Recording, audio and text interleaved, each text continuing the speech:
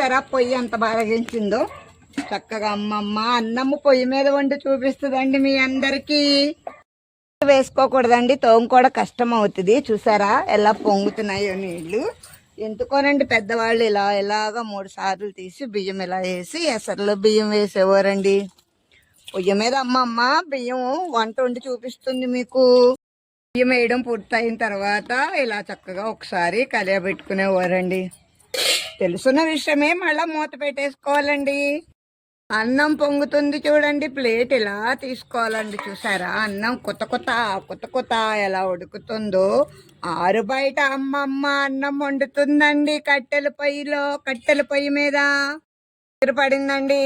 చూసారా, ఒక్క మెతుకు పట్టుకుని చూస్తే చాలని సామెత కూడా ఉంటదండి. అన్నమంతా చూసేసరికి అన్నమంతా పాడైపోతుంది కదా అండి, అందుకనే ఆ సామెత అన్నమాట.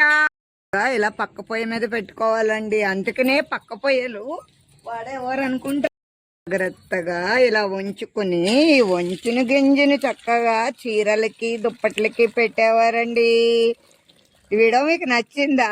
అమ్మమ్మ మళ్ళా దమ్ము చేసే కూడా మీకు చూపిస్తుందండి. అంతేనండి, కట్టెల పొయ్యి మీద అమ్మమ్మ అన్నం రెడీ చేసిందండి. ఈ వీడియో మీకు నచ్చితే లైక్ చేయండి, షేర్ చేయండి. ఉంటాను, బై బాయ్.